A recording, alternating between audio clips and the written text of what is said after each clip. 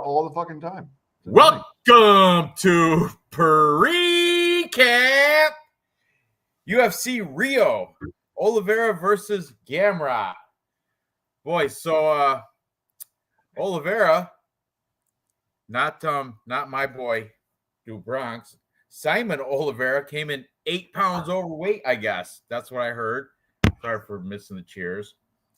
And what else happened? And Muhammad Usman is hot. He has high testosterone levels, so he was pulled as well. But I guess Simon Oliveira, even though he's 8 pounds heavy, I think it's still fighting. I think the fight's still on because I can still bet it. So we're covered anyway. Sure, Kiwi. So you guys ready to get into this? I miss Kristen. Let's go. All right. So let's the curtain. Dave, you got Tapology, all that good stuff up. Okay. All right. I'm gonna stop sharing. You take over. Ready? Go. On you, Dave. You lead the way. Let me see the screen. What are you going to share? Tapology or? We gotta start. You gotta start where it starts. There we go. There we go. Right, so first of all, let's go over this. Charles Oliveira was supposed to be fighting Fiziev. Fiziev canceled. So I don't know how much short notice it is for the main event, but it is short notice.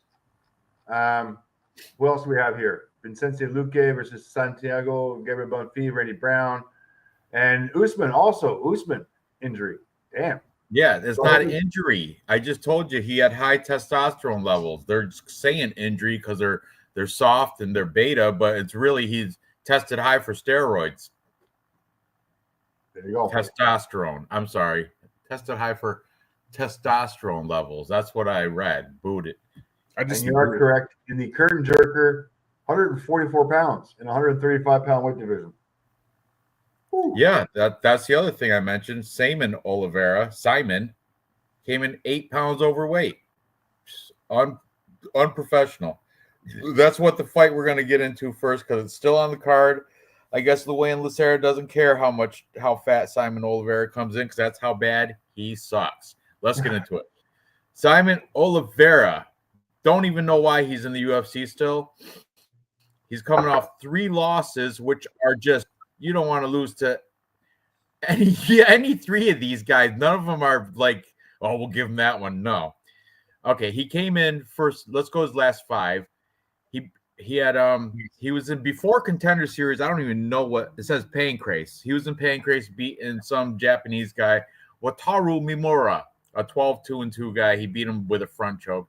Then he had his split decision win on the Contender Series against Jose Alday. Alday, not Aldo, Alday. And Jose Alday is almost gay. He's not that good. Okay. Then he came into the UFC debut, Tony Gravely, decision loss. Second fight, Daniel Marcos, knocked out or KO, knees to the body. Then most recently, David Martinez, knockout, counter straight, right to ground punches. Yeah, Simon Oliveira, not that good. Luan Lucera is not doing the greatest. He's coming off back-to-back losses. Most recently, he lost to Damon Blackshear. He got knocked out. And before that, Cody Stamen had a unanimous decision. But prior to that, he was in the LFA where he was doing all right against decent fighters. He has a submission over this Alves guy, 9-2. He has a submission over this Tehran Pedro, 9-3, not horrible. And then he was in Shuto, Brazil, submission over Wellington Lopez. See all these submission wins? That's what I think is going to happen here. Either or, Luan Lucera is going to win. If it's not submission, it's going to be Simon Oliveira is going to be finished before, within 3 rounds. So I'm going to say Luan Lucera by submission, but it could be ground and pound. Who knows? Just take him by finish.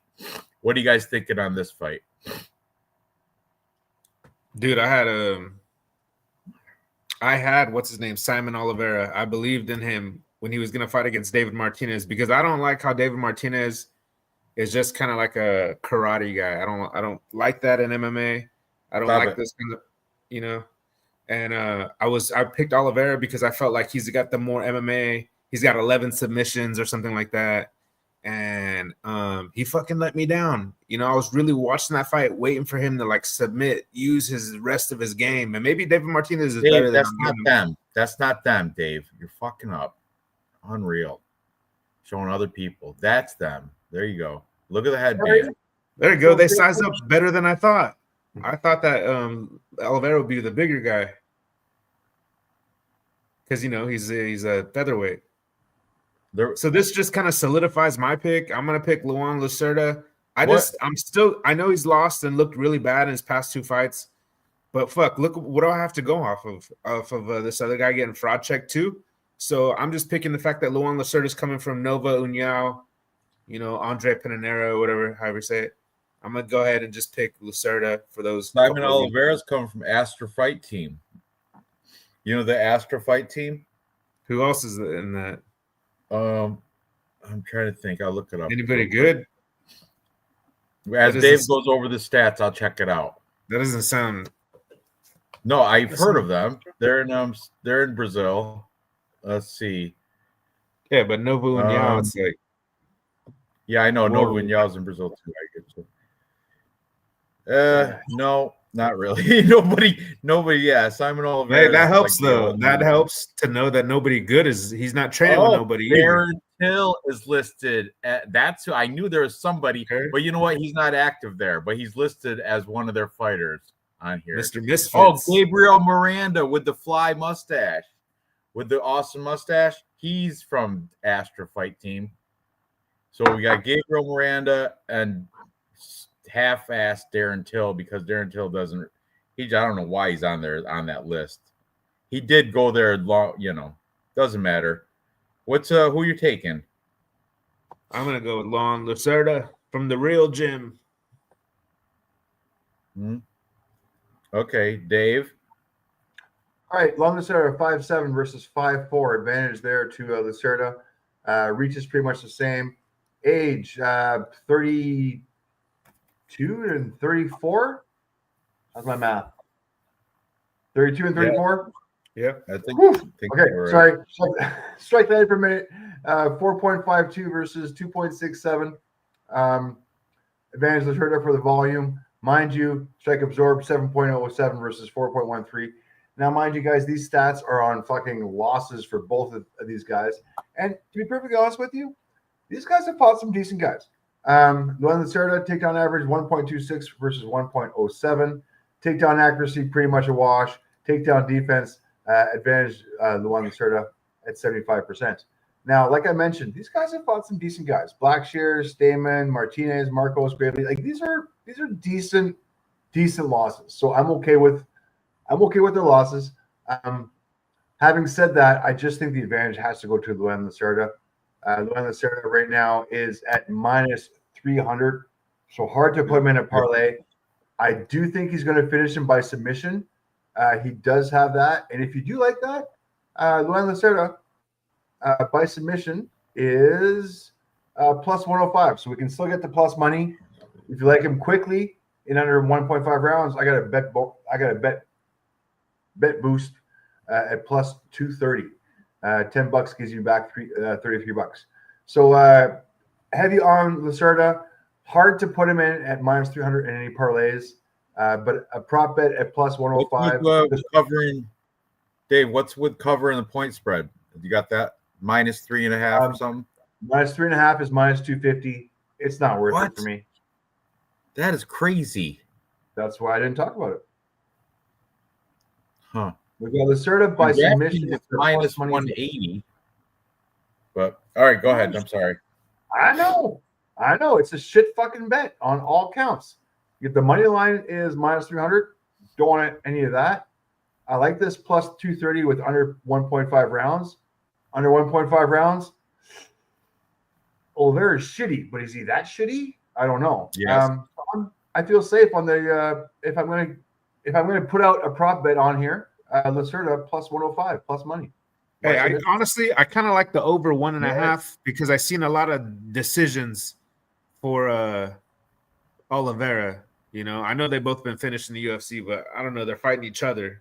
I just might take a I stab like at the that. submission and the over, which gives you plus 375, but I won't say anything about that. All right. Moving on. Sketchy. Next, we have a strawweight female fight between Julia Pilastri and Karolina Kovacevic. Karolina is, what is she, 40 now? She's up in years. Let's see here. 39. 11 months. 39. Okay, 39 years, 11 months, 3 weeks, and 5 days. She's like a week away. Oh, in 40. She's gonna be 40 like next week. That's that what we're saying. 40. Unbelievable. And Julia Pilastri is 27, I think, right? Yeah. Just for that fact by itself, you got to go with Julia Pilastri. But I will give an argument. Karolina Kovacevic, wasn't she like a contender 5 years ago or something? She's been around for quite a while. But you know what? Now, getting real, 40 years old, she's fought 11 months ago from coming off a loss, unanimous decision loss to Denise Gomes. Before that, she lost to Yasmin Lucindo. All these up and coming prospect, younger fighters that are faster, stronger, younger. They're coming up, and she used to be like the veteran fraud checker with Diana Belbita, Vanessa Demopoulos. That's that stripper. She's never really been good. So.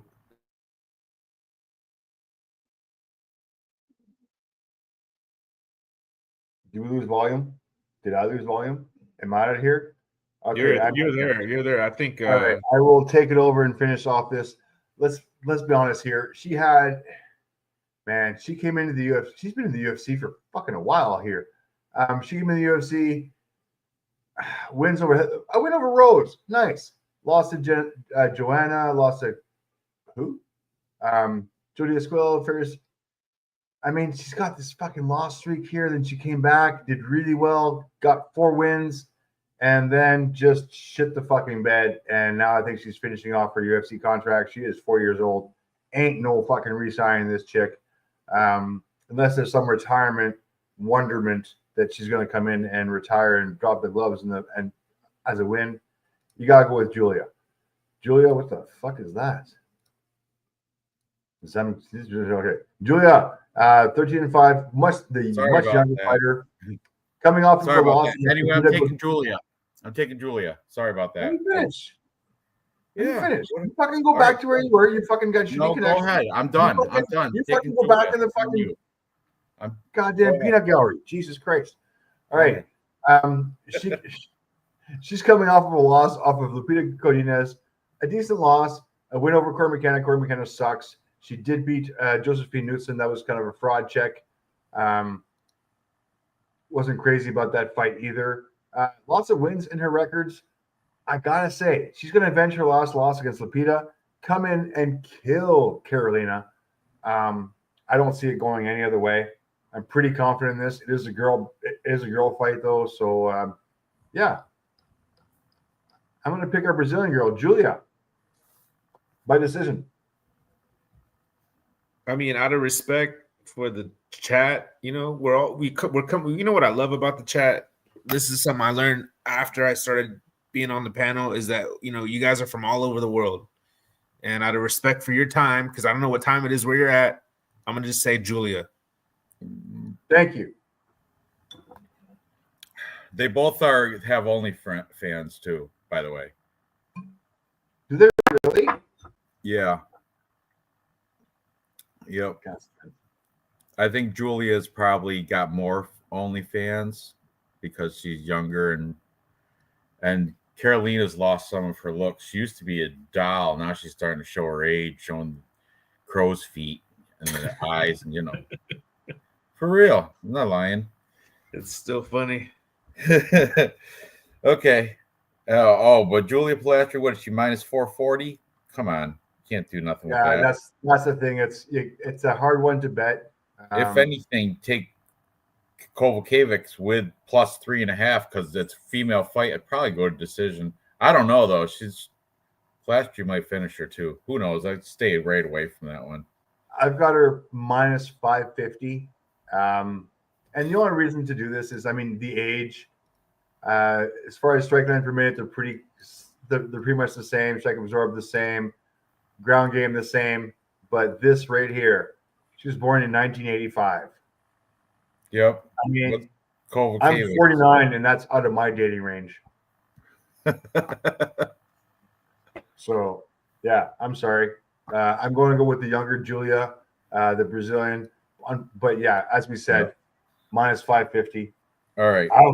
Even by decision, she's minus 188.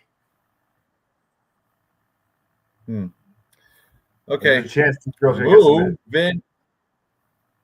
to moving on. Unless you want to look at her Instagram, see if she's got some. No, we're done. We're done. OF pictures. She's pretty. Okay, moving on. Next, we got the fight between Lucas Rocha and Stuart Nicole. Stuart Nicole is I think is he a New Zealand or Australian fighter? I want to say. Let's see what we got. Australian. The Australian fighter comes in with a record of 8-1, was it? I'm sorry. Yeah, 8-1. Coming off a loss to Jesus Aguilar in his UFC debut, where he got caught in a guillotine choke, round one. I think, but you can't really. I mean, he get caught in that. To get caught, and Jesus Aguilar, he's quick pulling that out of his back pocket when he has to. He's one of those fighters. But before that, he was perfect. Even though it wasn't the greatest promotion, beat down promotions. But I mean, they're not complete cans. His last guy was undefeated. He went against like an 8-4 guy, like mediocre records. And it's not now he's going against Lucas Rocha. Fenomeno, who is 17-2. This little guy, though, he is, and when I say little guy, he's a little guy, 5'3". Look at this guy. Tank. He is, I don't know. He's coming off a loss to Clayton Carpenter, who was also on this card. We'll talk about him later.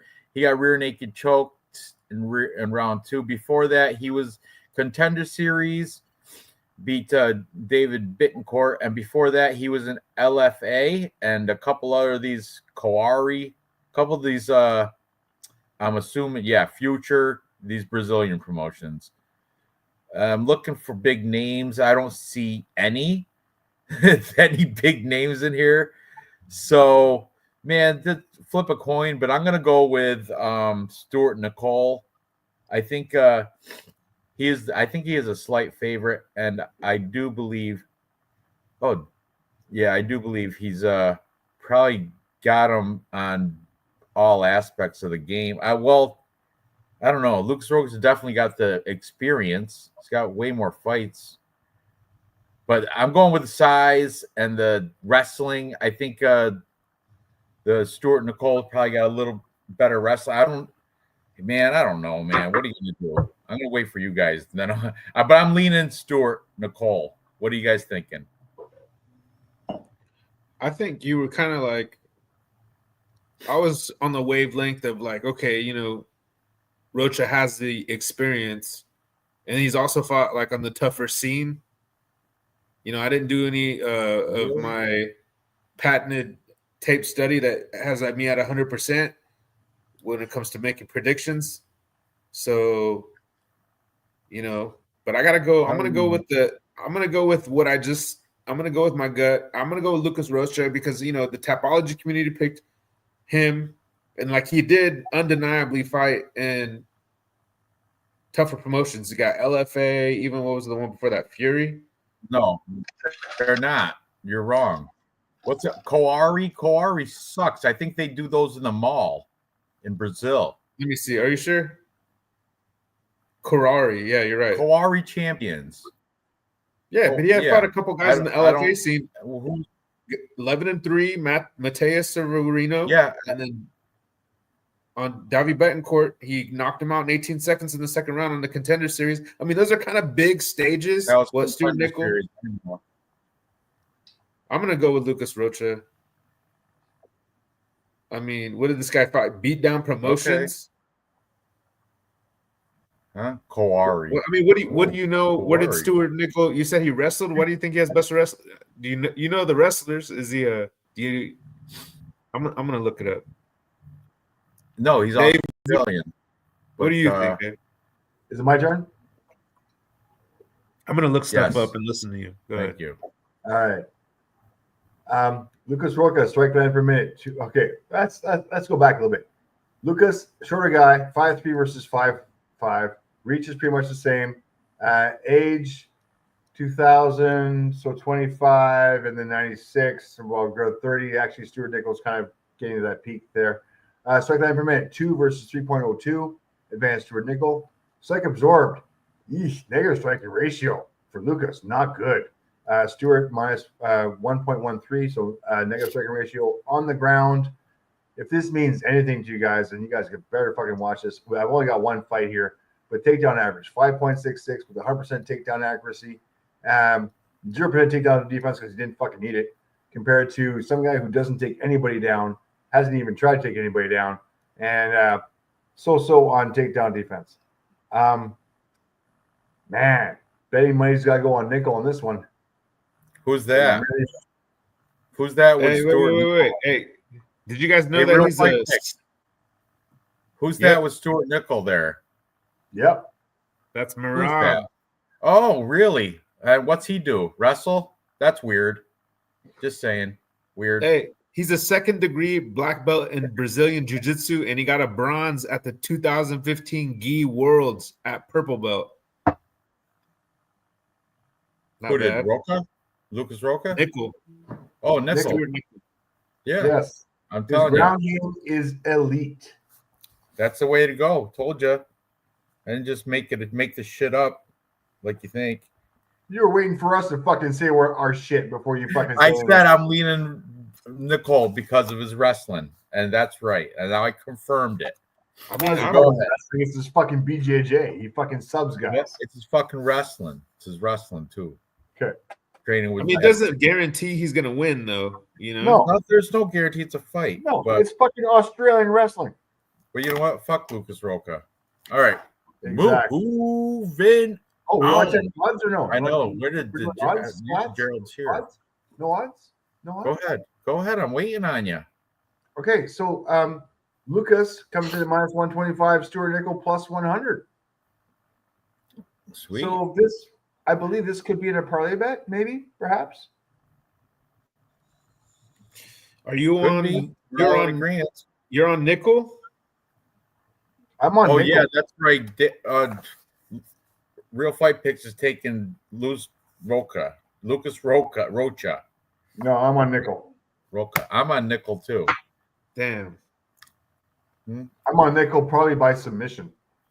And I think this one right here, I'm putting money on. Okay. I mean, Nickel by TKO, DQ, or submission over 1.5 rounds plus 800. Shit, I want to do that right now. Really? I mean, odds like that makes sense. Let me just fucking put a little love here. I'll go ahead and I'm gonna pick Nickel just because I looked it up and I know he has credentials, but I'm just saying it looks like Rocha's the real deal though. You come to your senses. I'm just gonna put some love here. Hang on. Fuck you, Dave. Leave Australian wrestling alone. Useless. Oh, look, Real Fight Picks your boy. Hey. Hanging with the boys. No. It's Real Fight Picks' best friend. Beers or not, he's my BFF. Yep, forever. Right there. That's Real Fight Picks hand after giving Useless a hand job. Right there. Yeah, see that on his fingers? Getting that You're shit sick. off. You're better than that, Ranch. I'll tell you that right now. He's not better than that. We're drinking beers on Friday night, Real Fight, but you're even drinking a beer. So shut the fuck up. Be funny. All right, let's go. Well, fuck. I guess I'm on Nickel. You sure are. Moving on. No, not Next. yet. What do you mean next? What? Oh, you got to do stats. I got to do my fucking. What? Hang on. Oh, $25 right, the sub bet. 225. What? $25 to return 225. For what? What's the bet? That is a nickel by TKO, DQ, or submission over 1.5. He is the dog here. Oh, that's the tricky part, though, because you got to get lucky on what time it happens. I put him in a parlay. First round, and he's going to take him down the second round and sub in the second round. Stuart nickel by sub second round is my fucking call. So this plays to me hard. Okay, sorry guys, I apologize. Let's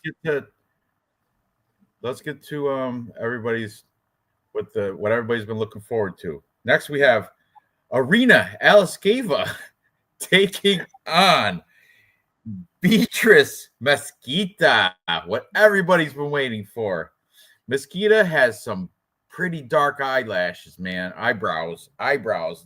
Check her out. Look at her weigh-ins, anything. They look almost painted on. It's crazy. But and her fake boobs you can't not see them. You can't not see them. I tried not to look at every time you see her picture. Boom, it's boobs. My eyes just like a magnet for my eyes. Soon as she's on there, show it, Dave. Show the face off. Doesn't matter. And Arena Alexieva, look at boom. Where'd your eyes go? Right to the cleavage. Right to bam. That everybody. I know that. And then you look up and like, what's going on with those eyebrows? Are those painted on? But anyway, Beatrice Mesquita is a decorated jiu-jitsu black belt. And Arena Alexieva is cringy, and I hate even looking at her. Looking at her right there, looking at her all jumping around and stupid and corny. And I watched the weigh-ins. She's just cringy to look at, Alexieva. She got that got the blower's mouth going. She's got that like, what's her nickname? Russian Ronda, because she knows judo. Yeah, love me. Please love me. Give me attention. Look at me jumping up and down and making a bunch of noise. That the girl with the boobs and the eyebrows, Beatrice is gonna sub her. This girl, Arena, Beatrice Mesquita is gonna sub Arena Alexieva. Right. That's what I'm saying. I hear you. Yeah, I hope she smothers her with those boobs right there. Just rubs them right in her face. Buries a good submission by boob. That would be best. But anyway, yeah, I'm going with that. And Arena is just the weigh-ins, everything. She's cringy to even look at. Ugh. Look, Beatrice is hot. Maybe. She's all right. She looks like a Frida Kahlo. Frida Kahlo's not hot. I love that girl. Maybe because I'm Mexican or something. I don't know. Anyhow, I'm on Frida Kahlo. I will take Frida Kahlo on this fight only because I'm just influenced. I mean, she's 34. Like, where's she been? Dave's like, who? It's suspicious. Who's Frida Kahlo? Dave's from Canada. He don't know no Frida Kahlo. You don't know the girl, Frida Kahlo? She's an artist, right? No. Something I know like who she is, but I don't know what she is. That's just what that reminded me of. Yeah, But I she's like celebrity artist. You know what? To be honest with you guys, you know what I mean? I think the way to play Alexieva, and I'm being serious. Yeah, I'm being serious. Is you play her sub prop every time, because I mean, I guess this girl's a decorated black belt. What happened to Stephanie Edgar? And she's like an ADCC champion, and she got fucking because you know what I like she's about from Sweden or something, or Norway or some stupid country, one of those Scandinavian countries where they don't even have. Yeah, who's she jiu-jitsuing or judoing? Bunch of other toe heads from Norway. Okay, that's a good point. She's Russian. Look at Arena Alexeva. Why is she rushing Ronda? You know why? Go up. That picture. That's why she's rushing Ronda, because she looks similar. That's it. Her judo's not even that good. She's supposed to be a judoka. That's what she's. And who wants to root for a fighter who takes the nickname of another fighter on purpose, Russian Ronda? That's the stupidest. She's so cringy. I can't take her. I can't take it. I'm going with Bia Mesquita. And the prop bet, if you look at Bia's last, I don't know, shit ton of fights, punches, finish, finish, finish, finish, finish. This is grappling. And that's why she's a minus 650. Finish, decision on points, grappling, decision on points. So it's like lots of grappling fights, like more grappling fights than anything else that she has in her fucking career. Because she started out as a fucking BJJ girl. So, yeah, pretty confident in her winning this fight within distance. It's a girl fight within distance, which is pretty good. Hang on a second. Let me get some props real quick. See what the minus 3.5 is for her. Well, she is a minus 600, so she's going to fucking win. Minus 3.5. Minus 3.5. 400? Are you kidding me? You can't even bet. You can't even put her in a parlay or nothing. So you need her by submission, which is minus 120. Yeah, what she'll do is, dude, fucking crazy. Juice on a submission. Never do that shit. Alexeva won't. You know, Alexiva's got some ankle heel hooks or leg locks or something in her past, so it's not like she doesn't know anything on the ground. She does have some skill. She has a knee bar against Stephanie Egger, but but still. This Beatrice is going to wax her on the ground. Yeah, by submission. What was that? Is that plus money at all? Minus 120. No, you're not getting plus money. Yeah, that would be the only play, but I'm not even doing that. I'll take the plus 1,400 on Irina. Maybe could sub a black belt. She should a knee bar. I mean, you got to know how to do that. I mean, there's a chance. That's all I'm saying. Bia all day long. I don't know. All right, moving on. We go from the little girls to the big boys. Next, we got Vitor Petrino taking on Thomas the Train Peterson. So Vitor Petrino jumping up. Wasn't he a light heavyweight before? So he's jumping up to take on the heavyweights. And he's going against Thomas Peterson, who is a natural heavyweight. National Junior College Wrestling Champion. A lot of people don't know that. NJ, the junior college. So like the 2 years and the smaller schools. Still, NJ's the junior college, the JUCO National Championship. That's still a pretty good feat to achieve that. So Thomas Peterson, believe it or not, would have the better wrestling and grappling, I would say. Vitor, though, he's in physically better shape looking at him because he's just muscle bound and all that. But I don't know, man. Plus at big double your plus money on Thomas Peterson, this might be a spot for an underdog. I just think it's kind of trappy. Everybody likes Vitor Petrino because, he's flashy, does those big power knockouts and stuff. But Thomas Peterson, if he wrestles and does like the coverage, like wet blanket coverage, like it's going to be a boring fight. But I think he can, if he maintains top control, he can pull out a bullshit, boring decision. But I don't know if that's going to happen. So I'm still on the fence. I want to go with Thomas Peterson, but my brain is telling me take Vitor Petrino. But I don't know. I'm not confident. I don't know what I'm going to do. What are you guys thinking on this one? I'll tell you right now, dude. If I put money on it, I'm fucking taking Thomas Peterson because never again. I had Petrino against Anthony Smith. Never again would I trust Petrino. Fuck that shit. You know what I mean?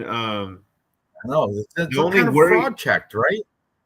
Yeah, and the only worry that I have though is like, what's his fucking face?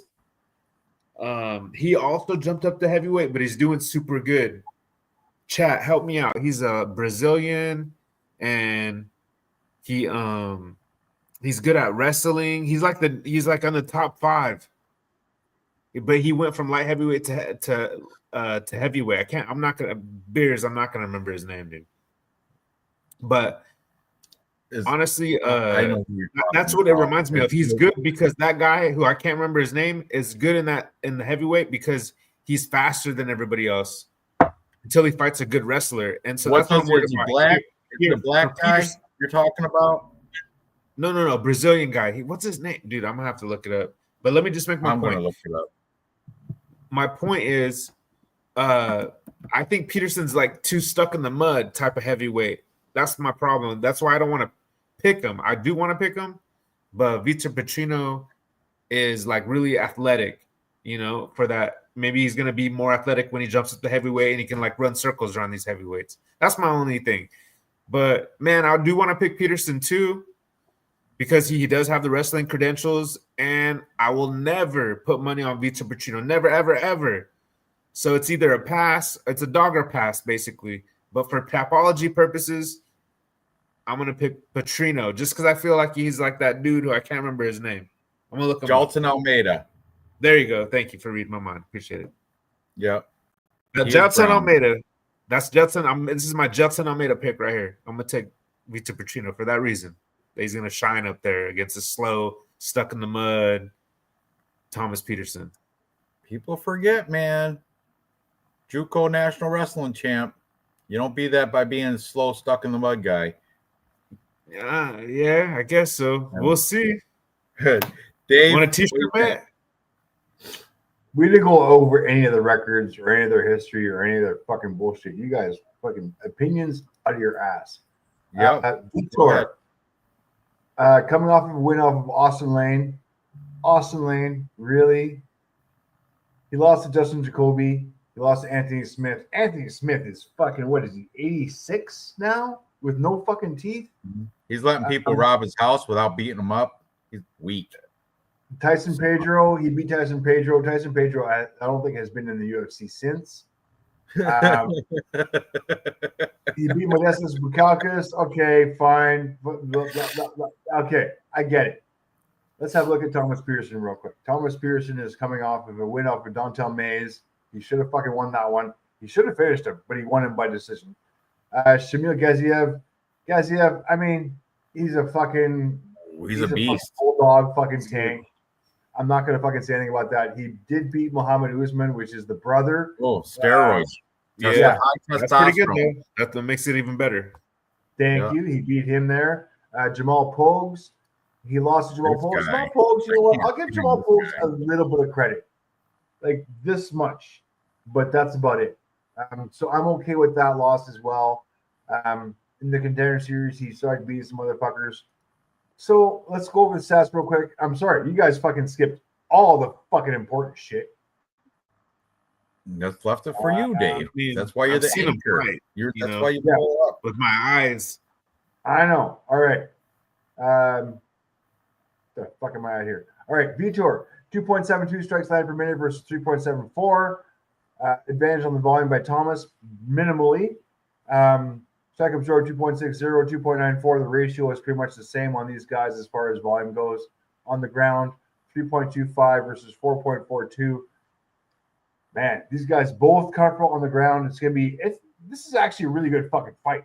Takedown accuracy 58, 66, a wash. Takedown defense 71. Takedown defense 100. Now that's got to be fucking said for something, because if you're not getting taken down against Mays, Gazia, Usman, Pogues, and Cole, you should have been taken down at least fucking one of the fucking time. I'm impressed with the fucking takedown defense. On the odds, real quick, making me do all the fucking heavy lifting here. Vitor Petrino, minus 334. Yes, he does look like the more physical specimen, but as the stats say, it's pretty much a wash and a little bit of an advantage on Thomas Peterson. I will not be betting Vitor Petrino on this one. I will be putting a scratch-off ticket on Thomas. Thomas, who is, yeah, all right, he loses the face-offs. I get it. He loses the face-offs. The other guy's bigger. The other guy's meaner. The other guy's stronger. But as far as experience goes, I'm putting it on the fucking Doughboy right here.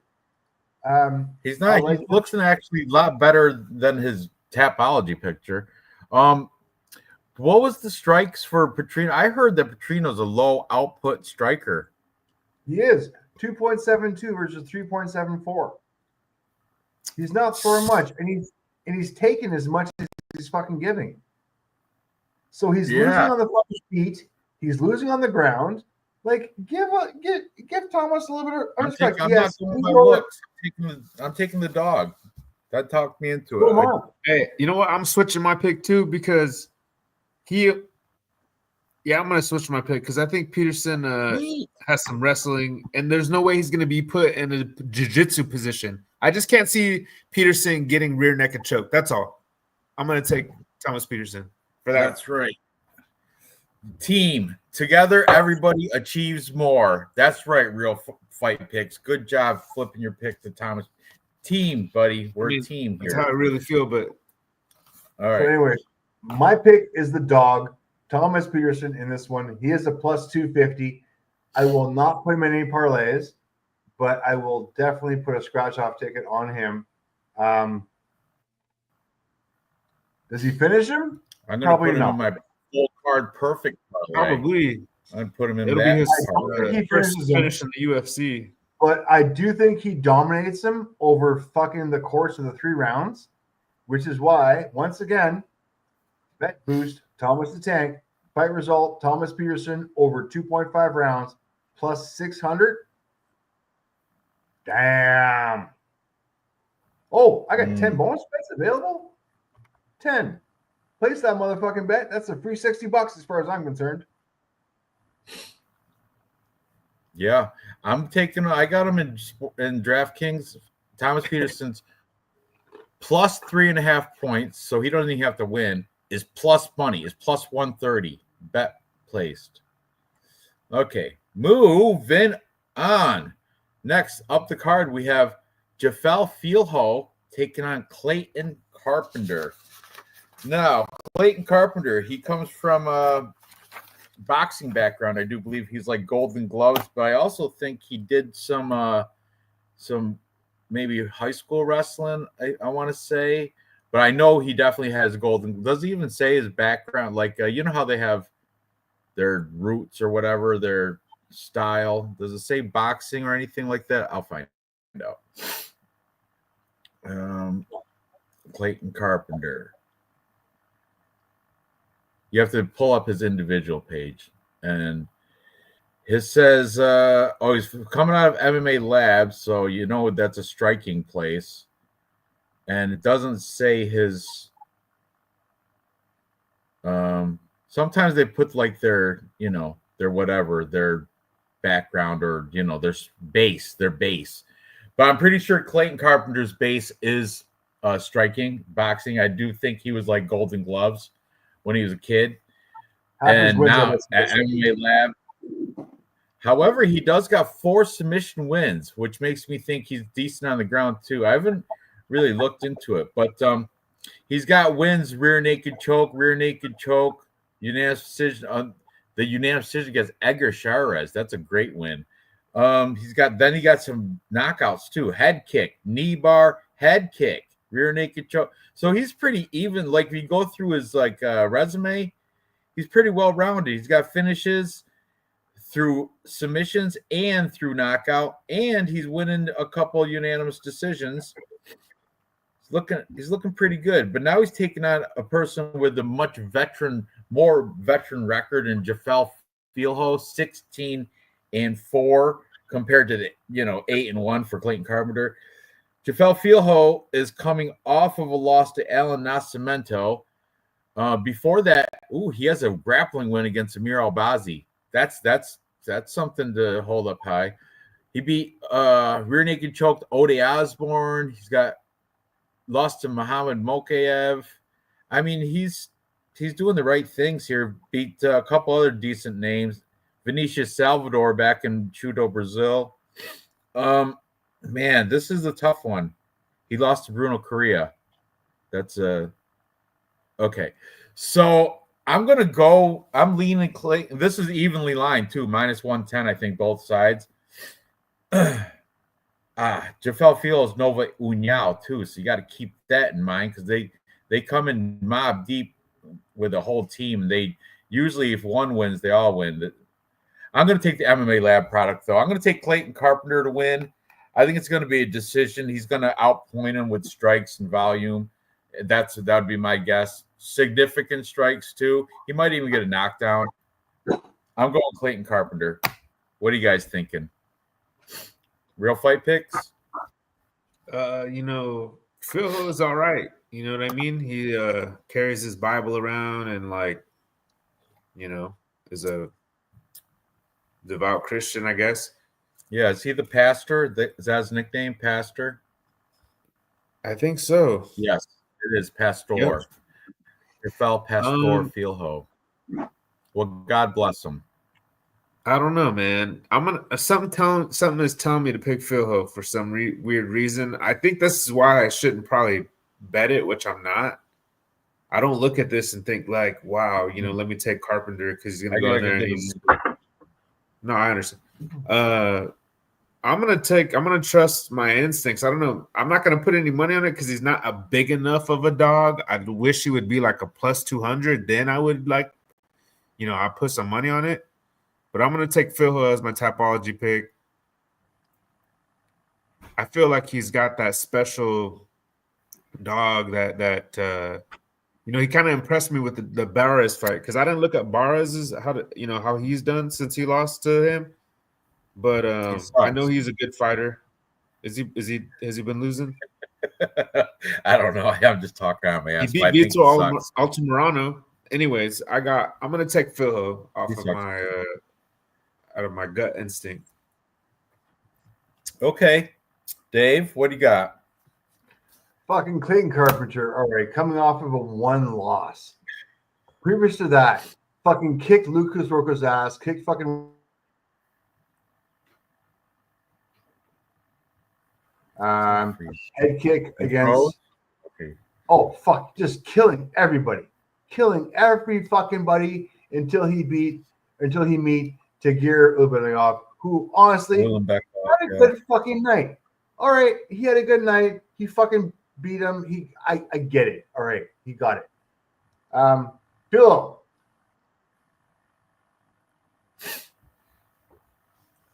Which was a decision. He fucking got owned for fucking 3 rounds. He beat Odie Osborne, which was fucking nice. All right, Odie Osborne's nice. He beat Daniel Barras, who is who? Who the fuck is that guy? I don't care who the fuck is that guy. That's the Real Fight Picks is a big fan. This guy's poster. I'm sure. He lost to Muhammad Mokoev, which I guess who? That's okay. Dave, who was that guy? Tagir who? Who did he lose to? Exactly. Let's go over the stats real quick. You guys are fucking assholes. You guys are horrible assholes to me. He lost to Tagir. I hear you, Dave. I'm still wondering who you Tagir.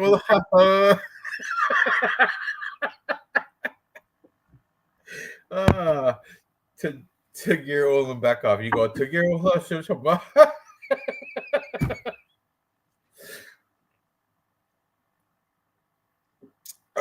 All right. So what's your pick? I'm checking my stats up here so I can get it fucking going, but apparently that's not happening. Go ahead. You said Clayton Carpenter anyway. I'm trying. All right. Anyways, let's go to the fucking odds here.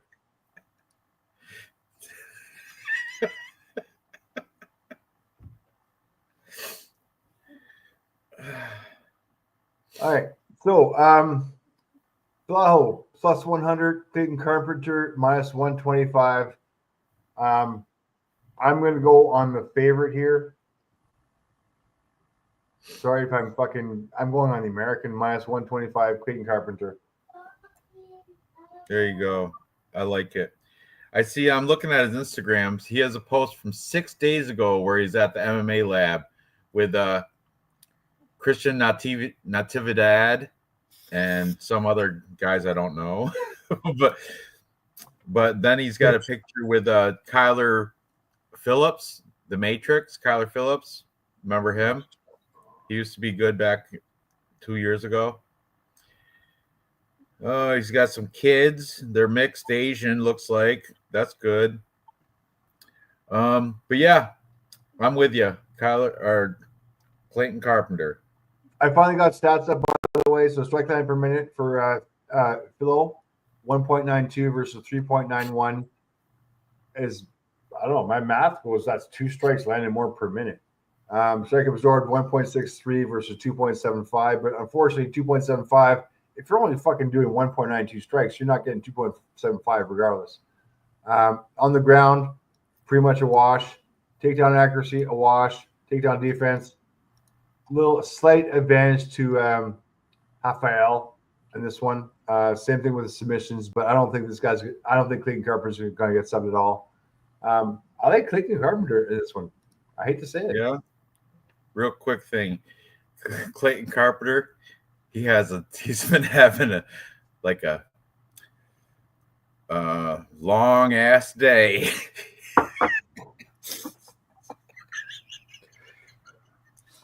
What an observation. What are you doing? Oh, sorry. Hey, Ranj. What? I'll t-shirt bet you, dude. I think Phil's gonna win. I think he's gonna sub him probably. Do it. Right. Sweet. T-shirt Both bet you is- jump in there. This is You want a corporate. t-shirt bet?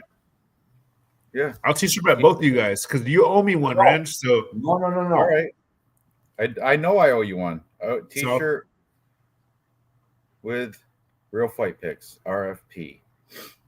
are you up for it, Dave, or no? No. I still haven't sent you your fucking last shirt. Like, fuck. I own him a shirt too. Well, Why you owe know, you a shirt? Dave? Do I need a new address, by the way? take some time. You know what I mean? Just Do I need a new address to send this to? no, Okay. Just let me know. no. Just text me if I need a new address to send it No, to. dude, Anyways, point being, I'm gonna- moving on. Moving on up the card. Next, we have Who we a got? Who we got featherweight here, by the way? fight Who we got? between. Who we picking? Huh? Who we picking? Who we got? We're all pick. Or no, he's on Phil Hall. We're I'm on me and Phil you are Hall. on Clayton Carpenter. You gotta just say Oh, you yeah. have a shirt anyway. All right, I'm on Carpenter. Phil what? Phil Phil who? who? Phil Wait, Hall. Ranj, are we betting or no? A shirt? Yes, Yes, you T-shirt bet. Yes. All right, Yes. check it. Just double check it. On here. And you're fucking losing On that, here. man. I put a big star on it. All right, moving on up the card. We got a featherweight fight between Lucas Almeida and Michael Aswell. As well as who? We'll find out when we break this down. So, Lucas Almeida comes with a record of 15-4. He is the slight underdog. He's plus 135. And Michael Aswell comes back as a minus 160 favorite. This was Lucas Almeida is the Brazilian here, so you know he's going to have the crowd behind him. But this one it's another one of these like kind of like a coin flip fight for me. They're both coming off losses. Lucas Almeida just lost to Danny Silva by split decision. Before that, he's got a win over Timmy Kwamba. Timmy Kwamba, that was like one show, and he sucks. That guy sucks. But before that, he lost to Andre Philly. Give him that one, TKO. And Pat Sabatini by submission. Give him that one, too. Pat Sabatini can submit pretty much anybody. But this is what's good is in his last 5, his best win is a knockout of Michael Trezano. That's he's a kickboxer from New Jersey, actually. But Michael Aswell, the Texas kid, coming out of 4 Ounce Fight Club. You know who's there? Josh Van. Who's that other Asian dude that just kicked ass like 2-3 weeks ago that trains with Josh Van. Anyway, 4 Ounce Fight Club down in Houston, Texas. They're doing fairly well. Josh Van? He's coming off of Josh Van. Who was it? It was just somebody just fought. Josh, like I know, and he's he might not even be listed because he's kind of a newer guy. He just fought like 2 or 3 weeks ago, and I was saying he trains with Josh Van, and he won too. But anyway, back to Michael as well. He's coming off that loss to Balaji Oki by unanimous decision. Before that, he had a win over Dorian Ramos in Fury. And then he was in the Contender Series where he lost to Bogdan Grad, which is that one. I don't like that. I don't like seeing that. What he's got going for him, though, is he's 25. And Lucas Almeida is 34. So there's a 9-year age gap there. In favor of Michael as well. But is Michael as well as Lucas Almeida? I don't know. I don't know. Lucas Almeida's the Brazilian. He's coming out of Team Kyoshi in Brazil, like the Japanese Brazilian place. I think I'm just going to go with as well. I like his the 4 Ounce Fight Club. They're doing pretty well with the Josh Van.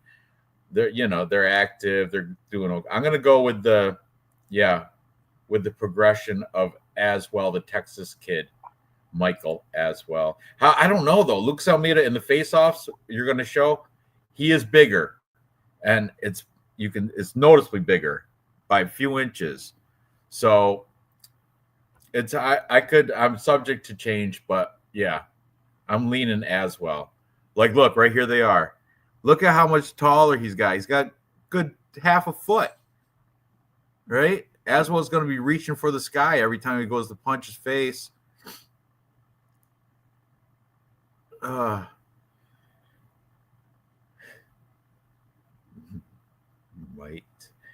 as well. All right, guys. I think I had a little too much tonight. The drinks are starting to hit me. But anyway, I'm leaning as might as well. Might as well. But I could be changed if you guys, because of the height difference and stuff, I could be changed to Lucas Almeida. So what are you guys thinking? Real fight picks? What do you got? My bad. Sushi is amazing, but I'm gonna go with Michael as well. So look, this is kind of weird, but I heard Lucas Almeida has a hurt hand. It was swollen and it was visible at the weigh-ins. So like, I couldn't even, knowing that, bet on Almeida. Like, not even if I was confident because he has all these wins by sub or knockout or whatever. Like, you know what I mean? I just heard that's a real thing. That's all. So, I mean, he's got the size, though. Look at that. Does it matter? He can use right there. Look at that. Oh, it does look swollen up. Look at that. Bro, I'm going to go with Aswell. I'm going to go with Aswell, bro. I'm the man, bro. I'm the man. I got to use. Oh, cut it out. Shit, I keep fucking giving props when I don't fucking want to. That's a good fucking read. That's a good read. That's fucking huge. That's his right hand. That is. I commend you for pointing that out, Real Fight Picks. I definitely commend you. That is puffed up. I don't want to throw that right hand. It hurts me for him throwing that right hand. Yeah, that's a good eye right there. You are the man. That's a good catch. Good catch. Okay, whoa, don't fucking bump his ego. He's like, that's fucking one call in like fucking 30 shows. Oh, right now he's got his dick out. Keep talking good about me. Oh, he's jerking off right now. He just fucking masturbated. I don't want to see him back on the fucking man, I wish I had that puffy hand right now. No, he's going like left hand upside down, so he gets the fucking. So it feels like somebody else is doing it. Yeah, exactly. Yeah. All right. So I think we're all on Aswell because of the puff hand. Too much props. Anyways, yeah, this is like a thing though. It is definitely. Look at that fucker.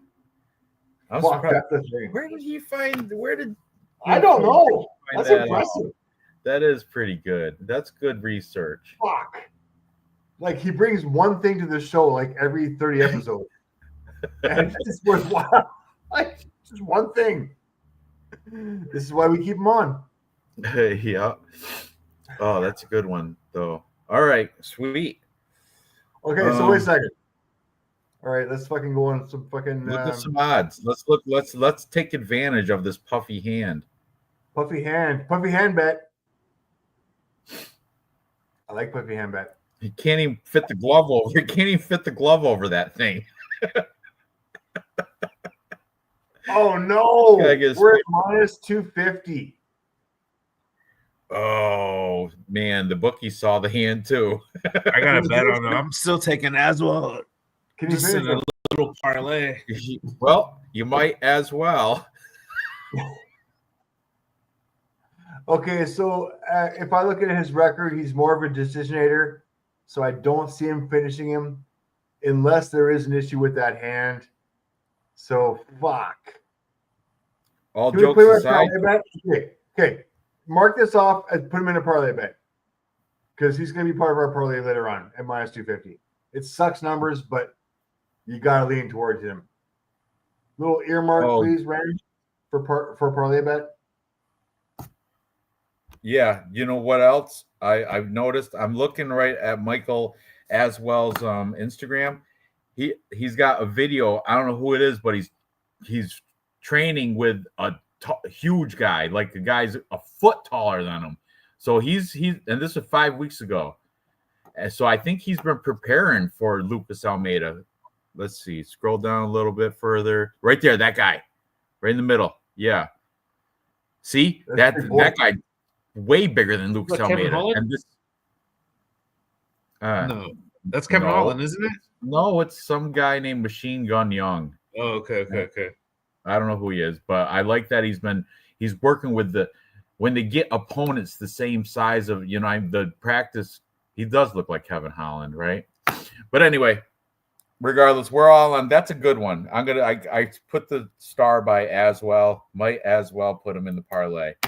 Moving on up the card. Next, we have a featherweight fight between Ricardo Ramos or Ricardo Ramos, depending on if you want to say the R's or pronounce them in Portuguese. He's taking on Kane Offley. Khan Offley. It is Kevin Holland. Okay. Yeah. Kevin, why does it say Machine Gun Young on it? Whatever. Maybe that's his name. Maybe that's his choice. No, his name is Chico. Oh, that's the other black guy. That's the coach. His name is Chico Young.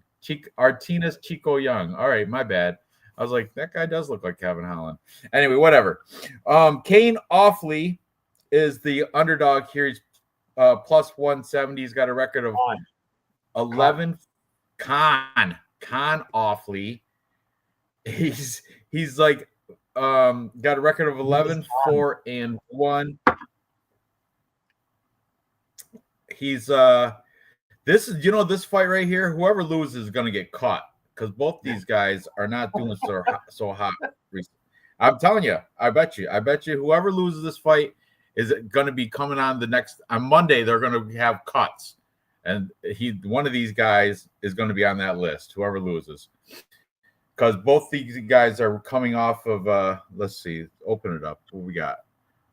Coming off back-to-back losses for Khan Offley, Muhammad Naimov, and Marion Santos.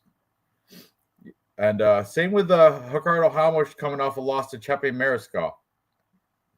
He had a split decision victory over Josh Kulibau before that, but then before that, he lost to Julian Rosa, and Charles Air Jourdain, both by submission. He is actually Khan Offley is 2 years older. You'd think it'd be the other way around, but man, this is another one that it could go either way. Ricardo Ramos is a 2-1 favorite. He is minus 210 on DraftKings. Training out of Team Alpha Male, which is good. The Khan is a Turkish fighter training out of Australia, out of Absolute MMA and Conditioning. Never heard of them. I'm going to check the gym out real quick, see if Jack Jenkins. He's good. I mean, he's new, but he's good. He is good. He fights out of that same gym as Khan, obviously. Everybody else is pretty much virtually unknown to me anyway. They're probably all like elite fighting or whatever that Australian regional scene is. But Jack Jenkins, he is good, and he is known to me. Man, I've been back and forth. I'm gonna take the dog or pass, I guess. I think Ricardo Ramos, I think his best days are behind him. Can't con off. I think his best days are behind him too, though. I don't know, man. I can't. Who's gonna lose? Eternal. Thank you, Kiwi. Eternal. What'd I say? Elite, ultimate, some shit. Anyway, Eternal is the regional scene that I think most of those guys out of Absolute MMA fight in. But yeah, I'm gonna go and wait until I hear what you guys have to say before I make my pick. Real fight picks. Who you got? I mean, I don't want to be the oppressor, but I mean, I think Tapology is right. Ricardo Ramos is a rank 61, and Con Offley is ranked like 76. I think they got it right. Offley, if you're thinking about betting him, which I wouldn't, he doesn't even have the size right there, obviously. He hasn't beat anybody. At least you could say for Ramos, he's beat Aman Sahabi, K. Young Ho Kong. He's beat Bill Algeo. Could Con Offley touch those guys? And then he's,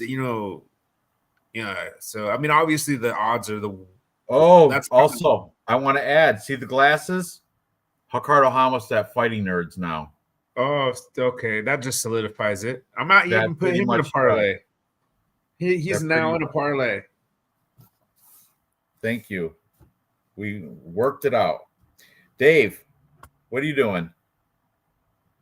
It was fun to watch you guys fucking talk. Ricardo Ramos, I've been a fan for fucking a long time. Heavy on the height advantage. It says 2 inches. I think it's more. Heavy on the reach advantage. And this is going to make a difference, kids. He's got 6-inch reach advantage, 3 inches on each fucking hand. So as far as stats go, strike line per minute 2.97 versus 2. I get it. Strike absorbed 4.06 versus 2.93. That's a 3. That's a 3. That's a 2, and that's a 4. In my math, Ramos still has the advantage here on the feet. It really does. On the ground, fucking annihilation central. Takedown average 2.57 versus 0. Takedown accuracy 57 versus 0. Takedown defense 70 versus 0. Submission average 0.7 versus 0. The experience on fucking Ramos here is ridiculous. If he's smart, the game plan is take him down to the fucking ground and fucking sub him in the quick. I think this is a fucking no-brainer. I've got fucking Ramos here all day long. I like his experience. I've been watching his career throughout the fucking forever. I would like to earmark this as a parlay piece at minus 200 just for the money line. I have a feeling he's going to sub him within distance, but whatever. If you look at Alifi, Khan, he's probably not going to get subbed. He's only lost by ground and pound, and he does a lot of guillotine choke, rear naked choke, guillotine choke. So he's got some experience on the ground as well. So I don't think he's going to get subbed. But definitely a parlay piece, please, if we wouldn't mind. Minus 200 from what the card looks like. I think this is a fucking no-brainer. Okay. Well, we'll consider it. We're all on that side anyway. Okay. Moving on. up the card. Back to the big boys. This time we have Yonata Denise taking on Mario Pinto. And this one is another tough one to pick, man. Because Yonata Denise, 9 and only 1 loss, is taking on an undefeated Mario Pinto, who's Mario Pinto is the younger, I would say, more athletic guy. He's 27. Denise is 34. However, Denise is a slight favorite. I think it's because of the quality of fighters that he's fought in his resume. So, excuse me. Let's open up Renato Denise. Okay, his last 5. Most recently, he's coming off a decent win over Alvin Hines, unanimous decision. That is a UFC fight. I know, Alvin Hines. Who the fuck? I know. But before that, he had a doctor stoppage loss to Marcin Tybura. But he's Tybur's upper echelon for heavyweights. I consider him. 100%. I think he's a top. Yeah, definitely in the top. See that Carl Williams? Rumor has it that was in London. I think since then he's fucking shit the bed. Yeah, and I was told that Carl Williams before that fight against Yonata Denise, because Carl Williams is naturally a wrestler, but somebody put in his ear that nobody wants to see wrestling, go out there and slug it, and that's why he lost. Just saying, just throwing it out there. Prior to that, he beat his UFC debut was a performance of the night where he knocked out Austin Lane, the Jacksonville Jaguars former football player who was just a heap of not that good. Mario Pinto also has that. He can say he knocked off Austin Lane as well, because he did. And that was his most recent fight, actually. He knocked him out 39 seconds of the second round. Also a performance of the night. So what's that tell you? If you're a heavyweight and you want a performance of the night, fight Austin Lane, right? Before that, he was. If you're Austin Lane, go back to football. Yeah, he got minor leagues or the UXFL maybe. Not he can't cut the NFL anymore. That's why he's not NFL. You could be a practice player in NFL and make more money than probably. Yeah, for real. So what's his name? This guy. I'm sorry, Mario Pinto. He got his contract by beating Lucas Camacho in the Contender Series, and before that, he was going against. These guys are not good. Levels Fight League. That was his promotion. Going against guys like his best guy was 8-3. He defended his belt. Yeah, but the guy is now like 10-5. Yeah, I'm saying these guys are all look at the early 0-0, 0-0, 5-4 cans, just pretty much cans. So unproven, younger fighter, fighting out of London, England too. That's cool, but he's Portuguese guy fighting out of London that's going over to Brazil to fight a Brazilian guy whose only loss is who was his one loss to? I just said it. Marcin Tybura.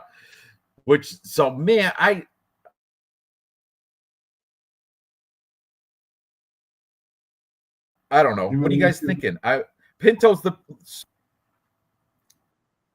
I'm like Tapology. I picked Pinto, but I don't know, man. I think this might be one of those take the dog. Don't know. Maybe clear it up. Isn't Pinto the dog? Isn't he the dog? No, Pinto's the fave. Oh, the arm out is horrible. Huh? I'm gonna go with Pinto. Is that brotherly love? Is that a brother touch?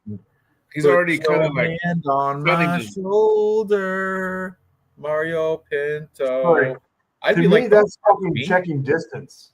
That is fucking checking distance. Don't touch me. I'm fighting you tomorrow. Get your hand off. That's my reach. That's where you are, your shoulder. I am checking distance on you. I'm leaning Pinto now. I was leaning him. A full night to sleep on that. That Yep. is That is sorry. good. That's smart. That's fucking- good fight IQ right there. Getting I'm the checking reach. my reach. I'm checking my shit. I've got you by a couple of fucking inches. When fucking push comes to shove, I'm fucking going to own you. Holy shit. That's the fucking best telling face off I've seen in a while. Did Denise go in the round 2 with Austin Lane? Let's see. Austin Lane, yes. 2 minutes and 12 seconds of round 2 is where he knocked out Austin Lane. To answer you, Kiwi. Look at, don't touch me. BRB. He's got the high bum. Look at the high bum crack. The knee's shaped kind of weird, to be honest. Sorry. He's got gauges. Did I point that out? I'm sorry. I apologize. Like, pull your pants up just above that little. Right there. Right there is where your pant line should be. Anyways, I apologize. Austin Lane was okay. Austin Lane was kind of like, he fraud checked Robelis Despain. So the fact that Pinto finished Austin Lane, who, you know, had a win in the UFC, that's not bad. That's why this fight's so close to call. But I like that. I'm going to go ahead and pick Pinto too because, you know, Denise looks like he's a little bit, you know, shorter for sure. Okay, as far as stats go, big boys, 6'4", 6'5". This average fight time 10 and 3.1. These guys finish fights or they don't last the fucking fights. The reaches are going to be the same. Age advantage, wow. 7-year advantage to Denise on this one. Strike time per minute 4.54 versus 3.67. Strike absorbed 3.71 versus 5.29. Jonata Denise has the advantage here. As far as the takedown goes, that's not happening. Doesn't. He's older. 30. He's 34. You said a 7-year advantage for Denise. No, he's the older guy. Sorry. I apologize. 7-year advantage for Pinto. I apologize. But in the heavyweights, does it really matter? Not, a little less. Not as much. A little less. Much. So I got volume going to fucking Denise. I got strike absorbed going to fucking Denise as well. There is no ground game to speak of for any of these guys. So am I really picking Denise on this one? I don't know. Useless is seeming to think that Mario Pinto's got a wrestling advantage. See, Pinto needs to wrestle. Don't care. This is not going to the ground in any way, shape, or form. This is on the feet until fucking somebody gets knocked out. So I'm fucking going heavy on the KO. I'm sorry, kids. I'm picking Denise on this one. Probably by knockout. Denise by knockout gives me 175. There you go. And real fight picks, who did you pick? I mean, you picked Pinto, right? I'm on Pinto, but the more I look at this, I like Pinto, but I don't know. It's kind of a weird fight. Like horrible car, good fighter. Okay. Yeah. I'm on him too. Mario Pinto. Let's go. Moving up the main card. Next we have Vicente Luque. 23-11-1. That's right, double-digit losses for my man. Doesn't he have got like brain problems and shit? Going against Joel Alvarez. Short notice Joel Alvarez as well, correct? Am I right to say that?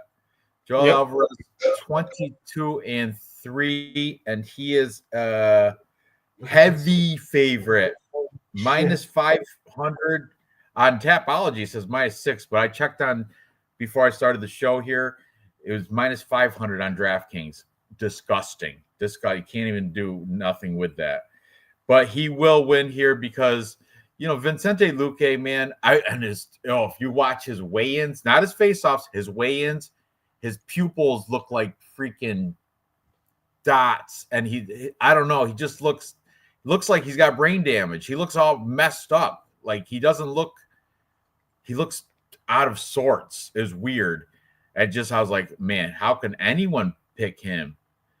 So yeah, this is I'm a Joel Alvarez all day, but like I said, at minus 500, you can't even put him in a parlay. You'd have to prop bet him.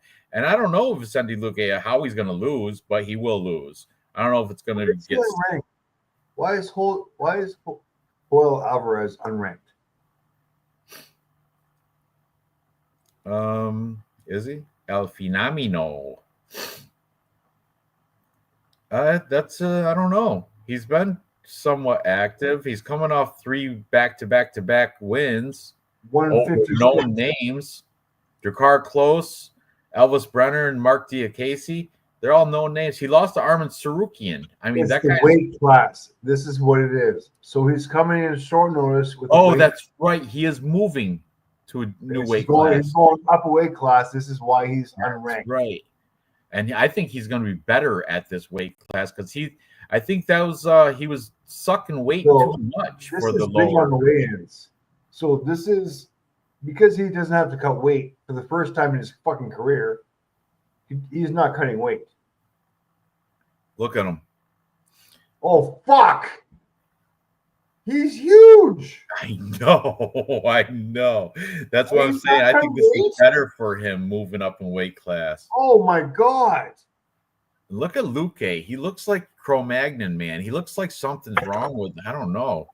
I cannot fade Vicente Luque as much as I've ever faded him in my life, without just on this fucking face-off. And I love the weight.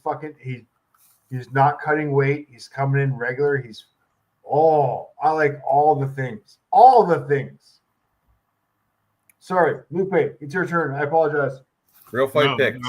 I just sanctioned murder. Vicente Luque versus Joel Alvarez. I got that from Brady. But sanctioned murder. Much.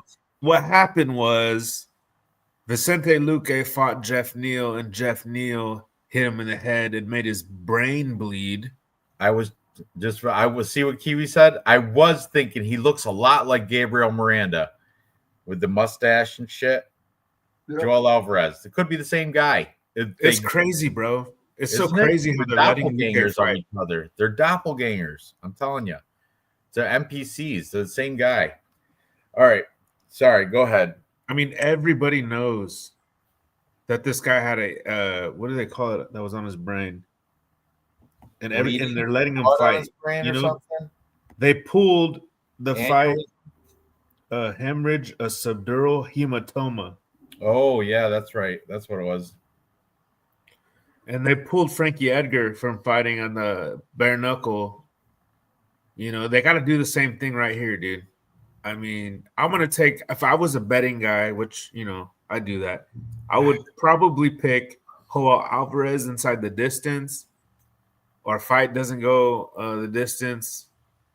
Under 1.5 is a little bit, you know, I hate that 1.5. I wish it wasn't that much. But, you know, that's bookies are probably on the same wavelength. You know, everybody knows that about Luque. He's, you know, something's got to be wrong. It's fucked up. Yeah, this is pretty much easy money, but you know the line is juiced, obviously. Yeah, super chalky. Plus 120. Is that what I see for by KO DQ? Yeah, because you get one by sub too, huh? I would say I don't know. Maybe even inside round one. Round one for this one. Under 1.5, probably. Under 1.5. Yeah. 5 kilo plus 200. There you go. All right, for Gabriel Marie, I mean Joel Alvarez. Joel. Billy Hole. Joel Alvarez. Come on. You got all right. Moving up. Next, we got the co-main event. I get my turn ever. Oh, you did. I thought you did. Go ahead. You jumped in front of Lupe, I thought, in this one. There's nobody that's going to pick. If he picks Luque, I'll never talk to him again. Go ahead, Dave. Go ahead. Give your thing about this 500 minus 500 favorite. Strike time per minute 5.02 versus 0.44.51. Beckham George 5.25 versus 3.32. Advantage Hoel on the ground. Nobody does fuck all on the ground. If anything, Hoel fucking does this shit. So your pick is Joel Alvarez by knockout within distance. Joel Alvarez by knockout within distance plus 120. That's your bet. Okay, you made it plus money. That's good. Fuck you guys. I don't know if that's destined to happen though. You guys, no respect. What's minus 3.5? What's that say? Minus 3.5 is minus 350. Unreal. Still mine. It's still minus. Bet's fucking Alvarez by knockout plus 120. Fucking prop bet it. Ah! I mean, if you bet with enough money, you can hedge it. You can use a submission as a hedge. Okay. Moving on. Next, we got the co-main event. Bantamweight fight between Davison Figueiredo taking on Montel Jackson. This Montel Jackson, has got the biggest paw, the biggest hand in the UFC. I guess it by a lot too. Yeah, big hands on Montel Jackson. You know what that means? That means big gloves. His hand is almost as big as the puffy hand we saw on freaking Lucas Almeida. Lucas Almeida right now almost has the same size hand as Montel Jackson. Not quite though. But anyway, Montel Jackson comes in at minus 280. Big favorite over Figgy. Over former champion Figgy. 15-2 Montel Jackson. Over 24-5-1 Davison Figueiredo. Now that is suspicious to me. I've been back and forth. Montel should win, but I don't know. I don't know if Davison Figueiredo Dos de Guara, that means God of War. I don't know if he's all completely done yet. I know he's 37 compared to Montel Jackson's 33 years old. I just don't think he's washed yet. He's on his way. He's on the decline because coming off back with the fucking height and the reach. Yeah, I know there's a huge height differential. Just keep going on the stats. Okay, so he's 5 years older, same weight. The height is 5'10" versus 5'5". Ouch. Yep. Reach 68 versus 75. Yeah, 25. that's what's that. 8 inches, something almost.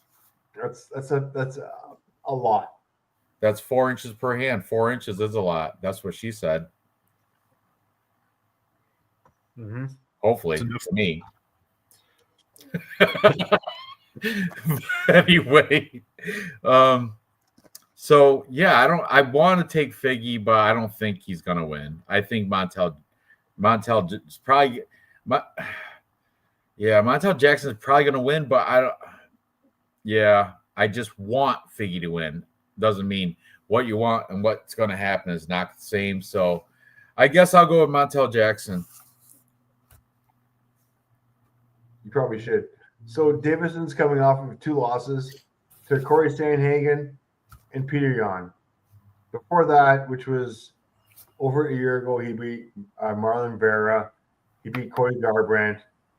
He beat Rob Font. So, I mean, we're talking like this is the upper echelon of the gatekeepers of the fucking weight division. I get it. Now, we've got Montel Jackson, who's fucking got Daniel Marcos, 17-0. Fucking beat him. Damon Blackshear, who is one of the gatekeepers, beat him. Brandon Yaha, gatekeeper, annihilated him. That was like a long time ago. We're going fucking deep here. Julio Arce, gatekeeper, beat him. Stevie Bias, gatekeeper, beat him. Dude, Davidson's a fucking stepping stone. I would never thought I would ever say this in my life. He's a fucking stepping stone. Anyways, I'll shut up. Lupe, what you got? I mean, even if Davison was, what are you eating? He's just too old. You know what I mean? Even if he was, I was gonna say, even if he was in his prime, Montel Jackson could still beat him. But I think that's being a little too harsh. But I got Montel Jackson, 100%. No, like I guess what I'm trying to say is he's going up a weight division. So even if he was in his prime, He's still climbing up a weight division. People know their bodies. You fight at the like what's his name was a weight bully, Khabib. That always kind of bugs me about because he pulled out of so many fights because he couldn't be the weight bully. And so, that's a big deal. You know what I mean? Especially like, oh, I'm eating all kinds of shit, bro. Wings, sushi, cookies. This is dessert. I'm enjoying it. Unbelievable. But sounds like you are. Hey, it's a cheat day. Montel Jordan. Well, Montel Jackson, my bad. Montel Jackson. Easy. Just being a weight, because Davison doesn't belong in that weight division. You know what I mean? That was like such a weird move up. It's going to look like when Montel Jackson fought JP Buys. I didn't watch it, but I'm sure he probably knocked him out. Oh, it was embarrassing right in front of Cheyenne. That's why Cheyenne Vlismus left JP Bays that day that Montel Jackson took care of him.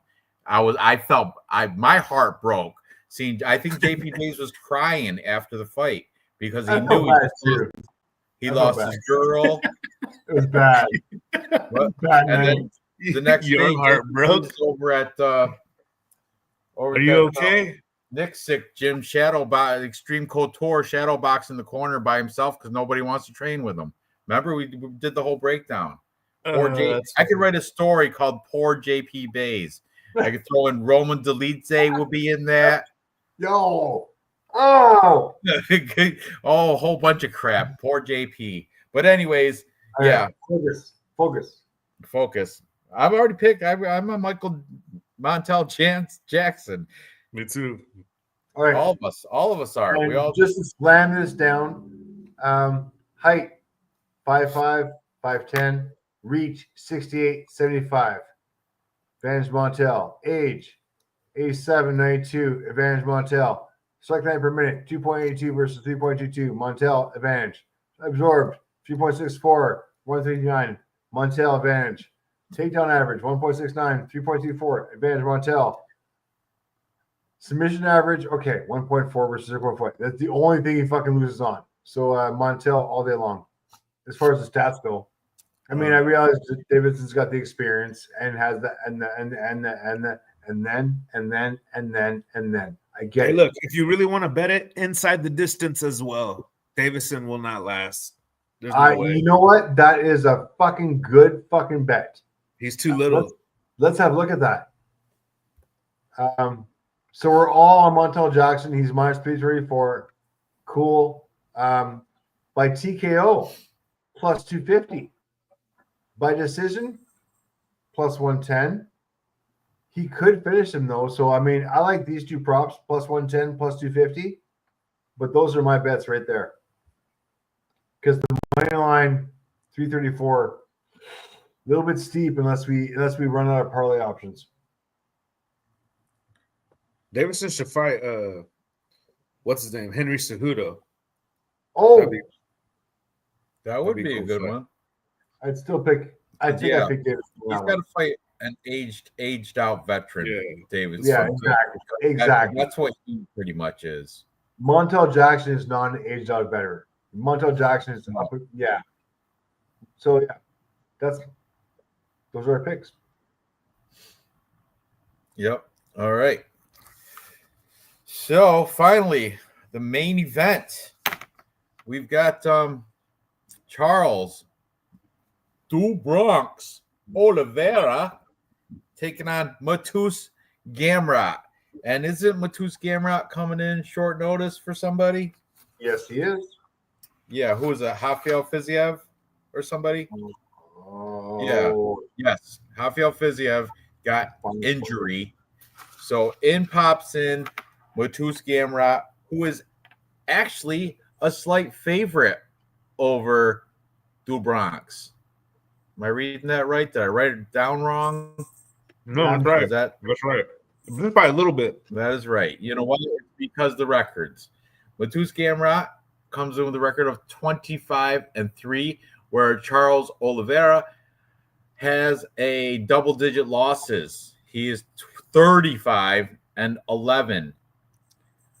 So that I would assume because, and plus Charles Oliveira is coming off a loss, but it's to Ilya Topuria.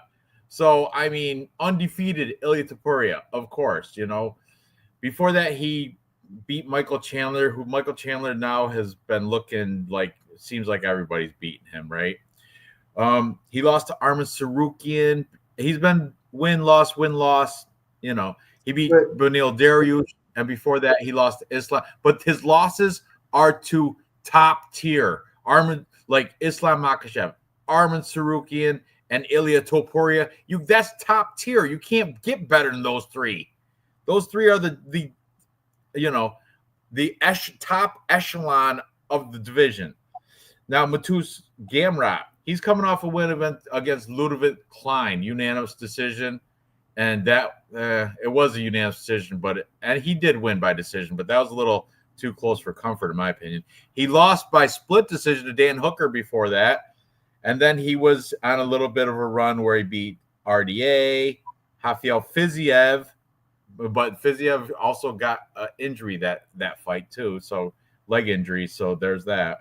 And he split decision over the Tarantula Jalen Turner, so he's been doing all right in his own right, but I'm going to take the home team. I'm taking the underdog in Brazil, Charles Oliveira, at plus money. That's what I got. It's plus 100 on DraftKings. Matus Gamrot's minus 130. So yeah, I'm going to take the dog at home, do Bronx over Matus Gamrot, and I'm definitely putting in parlays. I'm going to bet the shit out of it. So, what are you guys thinking on the real fight picks? What do you got? It's switched. Charles Oliveira is the favorite. It's let me see on mine. Let me Who see. Did you take, Ranj? I took Charles Oliveira. I guess I should just look at your shirt. It's kind of a silly question. Oh, by the way, Real Fight Picks got me this shirt off a T-shirt bet. You one earned of my favorite. I did earn it. Always will say it was kind of a. It is. I do. I like it. Yeah, it's tough. It's minus, and in DraftKings, Charles Oliveira minus 105, and Matus Gamrot minus 115. The plus money though, if you take your Matus Gamrot's getting plus 5 rounds. Or 5 points, I'm sorry, plus 5.5 points. So you're right, Gamrot would be the underdog here. But it's very close odds. Look at that, Illuminato. That's awesome. The Illuminati he's got on that necklace. Illuminato. I think that means Illuminati in Portuguese, right? Real Fight Picks. You have no idea. You're not even Portuguese. Yeah, just because I was born in the Azores, I was supposed to speak. You're Mexican, can't even speak Spanish. But go ahead. Puerto Rican. I know you can't even speak Puerto Rican. Hey, I love some Bad Bunny though. I saw a lady today. I was like, I think I'm gonna take off Monday for Canadian Thanksgiving. She goes, "You don't look Canadian."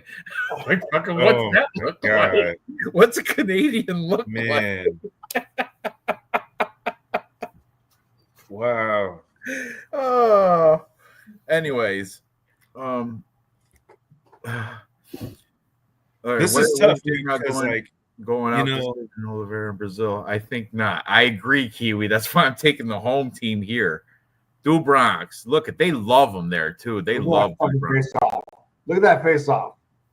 I love that face off. I'm gonna go with Charles Oliveira. It's crazy that I'm doing that.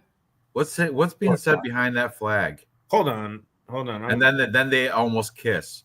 They lifted the flag up. There's some words being said, and then they almost kissed. If I could just be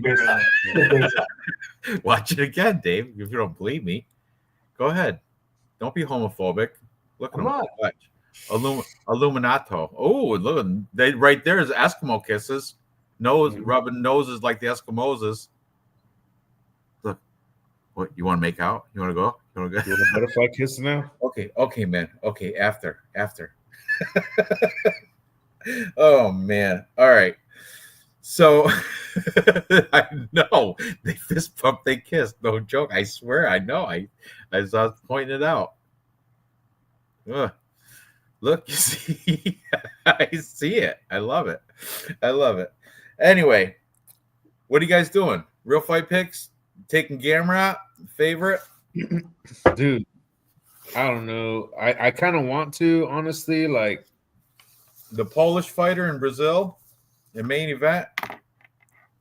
But he struggled against like Benil Dariush, who's a grappler. You know, his striking's fucking subpar, Gamrot. But then you look at Oliveira, and then the UFC wants to like gaslight you and tell you that there was a resurgence. He's not a quitter anymore because this guy got guillotined by Anthony Pettis. And you don't want to downplay how good Anthony Pettis might be, but this is Mateusz Gamrot, bro. I mean, I could kind of see him subbing Charles too, and Charles actually being that quitter. No offense to your shirt. I'm gonna make the sensible choice. More shirts of people have picked against. I'm going with Mateusz Gamrot. I'm gonna say he subs Charles. Charles finds a way out. Is there no age difference? There's not really age difference. I get that. But I just say Gamrot's going to keep going for it. I say he finds Charles in the third round and he subs him. Okay. Dave. Height 5'10", 5'10", pretty much even. Reach 74, 70. Little advantage to Charles there. Strike time per minute 3.41 to 3.35, a wash. Strike absorbed 3.36 versus 3.04, a wash.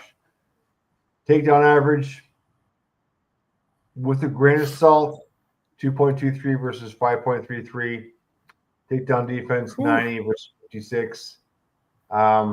Submission average though 2.6 versus 0.1. This is my grain of salt here, kids.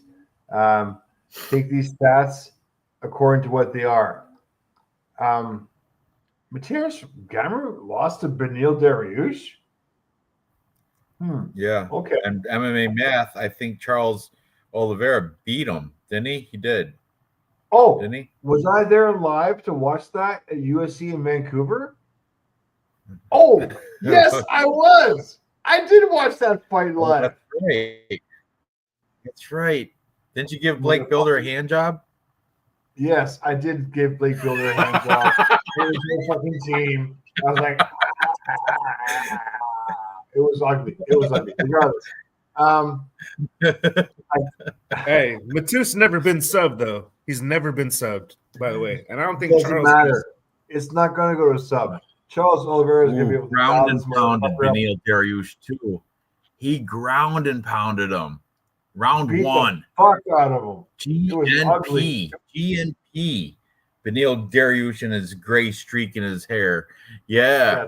All right. So my pick, easy. I mean, I can't see Gamrot in any of this. Charles Oliveira, win, loss. He ain't fucking loses this one. He's a fucking rancher. He's a cowboy. He fucking actually works on a fucking goddamn ranch.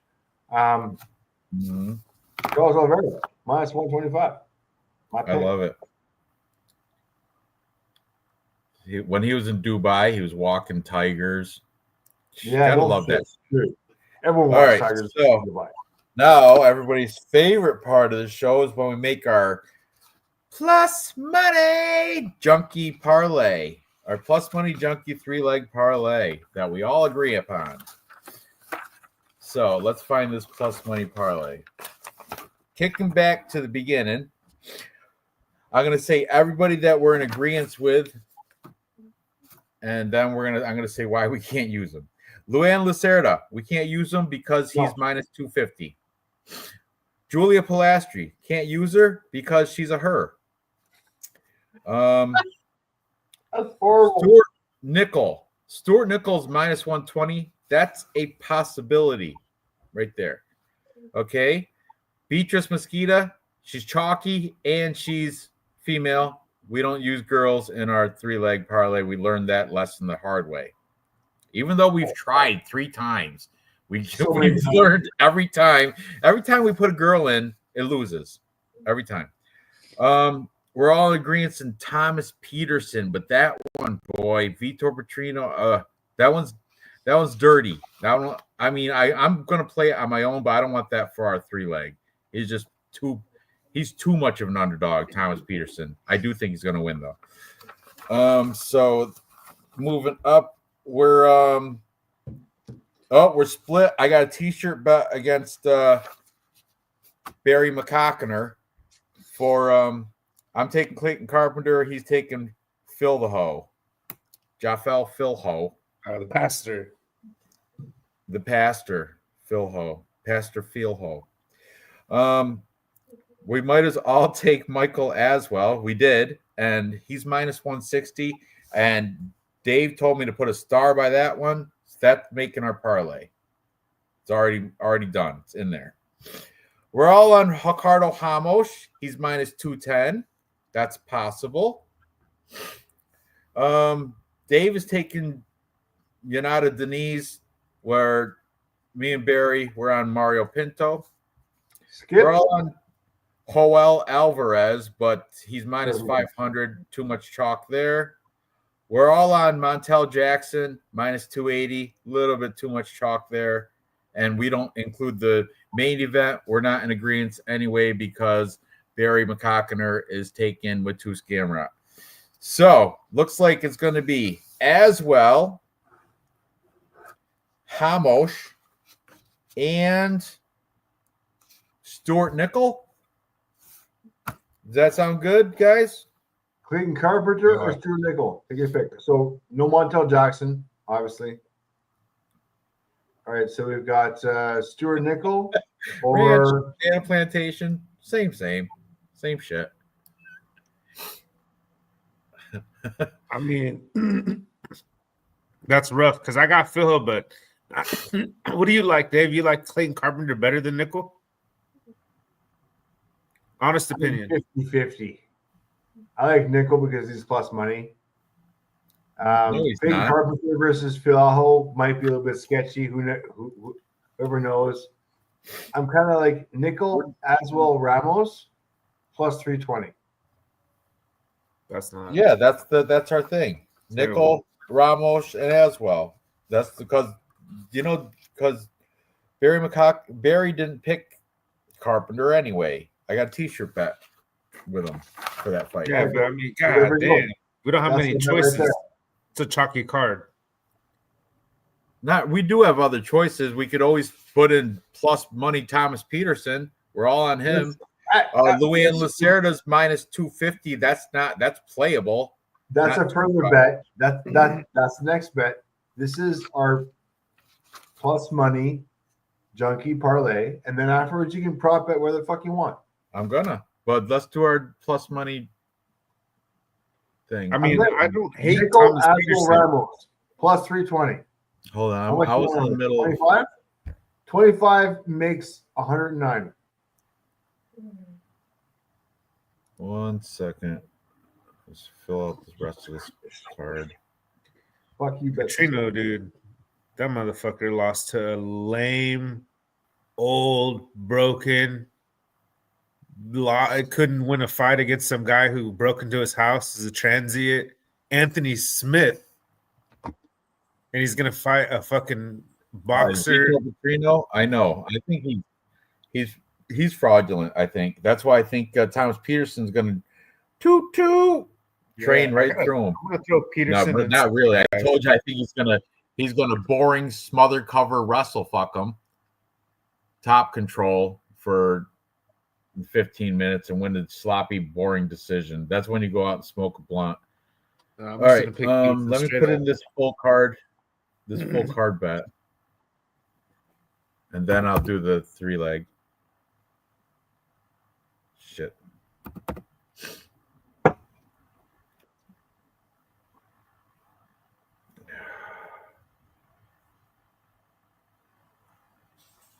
Okay, what we got? That's too bad. Walter Walker and Muhammad Usman fight got canceled. That sucks. It does. Who are you taking? I mean, I just wanted to see if Walker could get another heel hook, you know? Is that that's what everybody's taking by Walter Walker by sub. Yeah, That's what I was. It was like I was gonna be even money. I think. I was gonna contrarian take Muhammad Usman by decision. Ooh, that was a good one. So, all right, now who was our 3-leg? I just did a full card one. Now let's do our 3-leg. We've got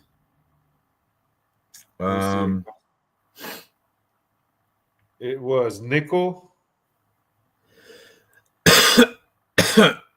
Hamosh, Aswell. Was Aswell in there? And Nickel, right? It wasn't Gamrot. It wasn't Jackson. No, I got it. Hamosh, Aswell, Nickel is plus. It was Luque. No freaking way. Not Vicente Luque or Luque Vincente. Nobody with an L. All right. So $20. Con Awfully, Luque. Con, he's awfully bad. Okay. Few of my bets. Here we go. And Alexiva. Oh, she's horrible. She's the worst. My fucking. Huh? That'll get out of town parlay. Awfully. Luque. Davison.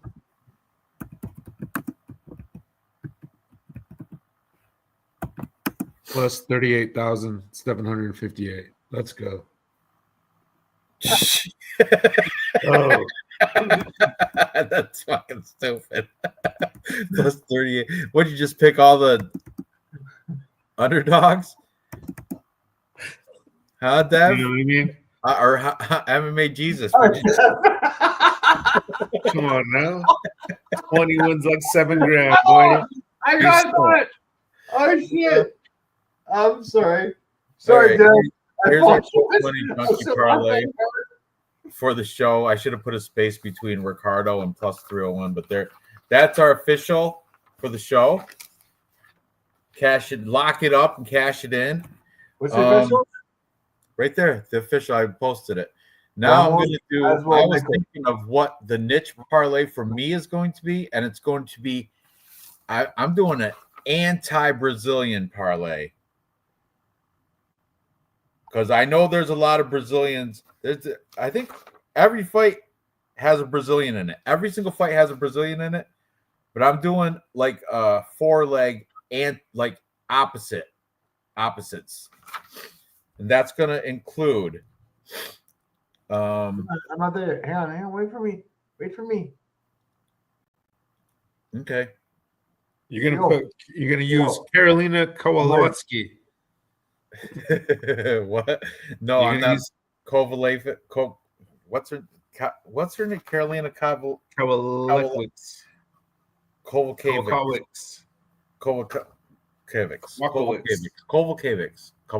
There we go. Kovakovic. All right. Anyway, no, I'm not using her, but I am going to use. I'll tell you my anti-Brazilian parlay. It's going to be Montel Jackson minus 340. Yoel Alvarez. He's from Spain minus 535. I know it's ridiculous. You know what? I'm going to do him at minus money. So minus 310. No, I'll just keep it. Whatever. Money line. Mario Pinto. He is from Portugal. Actually, England, Portugal, whatever you want to say. He's anti. Then we got Michael Aswell is American. Clayton Carpenter. Actually, Aswell's in the other one, right? So I'm taking him out. Clayton Carpenter, American. He's going in there against Fieldho. Thomas, I don't know about Thomas Peterson. I can't do it. Why not? Are you kidding me? All right, fuck it. You're right. Thomas Peterson and where's Stuart Nickel? or Stewart's in my other one too, so I can't do that. Yeah, so I there you got go. 5 picks. My 5-pick anti-Brazilian parlay. None of these guys. These are guys all gonna upset Brazilians this tomorrow. It comes out to be plus 1,931. Place bet. View bets. I'm gonna copy paste. How much are you putting on that? $10. Hey, if Peter, dude, think about how like you're gonna be home free if Peterson does what he's supposed to do against that fraud. If he just makes it out of round 1, you're gonna be home free at that point. You can basically start planning a trip. You want to go on a cruise or something? Anti-Brazilian. You put 200 on that.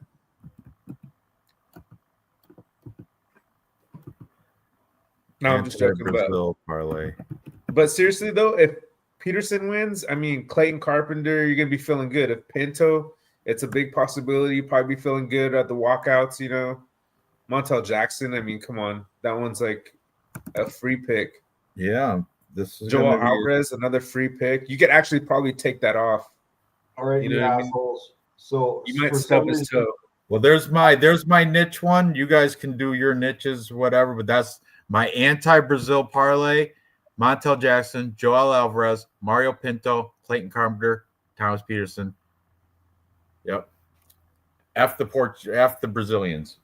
I'm not really. I love Brazilian people, but And by the way, Kobe Covington. By the way, if you put that in a 2-leg parlay for $50, you win $185.99. Oh, you mean like a round robin deal? That is correct. I'm not fucking betting that fucking parlay. Seriously? You could do that? No. Yeah, I'll round robin it. What if okay, so wait, if Joel Alvarez and Montel Jackson win, do you win that? Yes. They do combination. It's a round robins. They're going to combine those 5. They'll do like Jackson, Alvarez, Pinto, and then they'll do Jackson, Carpenter, Pinto. They'll do like combinations. What? Bet 365. Okay, that's cool. And DraftKings too. I'm going to do it right now. Lucky guys. I got to piss bad. All right. So, anything else you guys want to discuss before? That's the odds of hitting every combination. Yes, correct. That's what Dave's showing there. The plus, that's the odds of hitting all those. I see. I just need to do $50. I don't want to lose. You always cash out early anyway. Yeah, you do. Always make money, bitch. Okay, well, I can't, I can't say nothing to that. That's what you got to do. Alvarez wins, you're out. Done. No, that's not even that's later on anyways. I think Peterson's like the first one. Peterson. Come on, man. Petrino. I hope I'm not right because I think I picked Petrino because of Jelton Almeida effect, but you guys started to point shit out to me that made more sense about Peterson not getting rear naked choke. All right. You said he's a wrestler. He's agile. He's disciplined. Hopefully. I think that's going to be my, I hope to get lucky. This is the one I'm going to put. I'm going to probably put Peterson in something.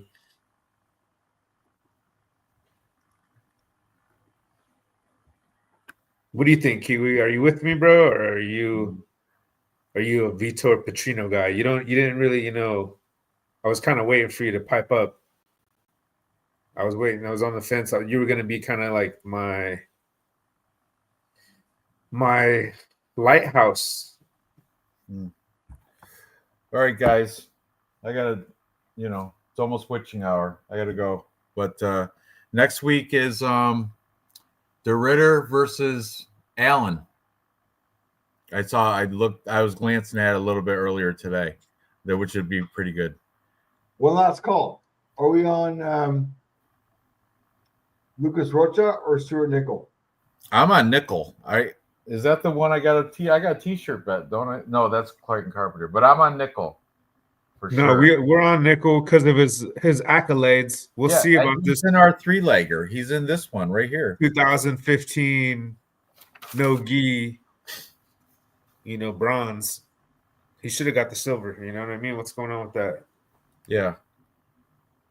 That's going to be fight of the night, actually, I think. Maybe. There's a couple good ones on there. But anyway, all right, guys, it's been good. It's been fun. Best of luck tomorrow. You did have Smith by sub over Petrino. Who did? Dave? Did you? Smart. Yes, Kiwi, because of his Australian wrestling and grappling and BJJ. All right, guys, for real, I got to go. But it's been fun. Best of luck tomorrow, and I'll see you guys next week. Good night, chat. Good night, Good night. fellas.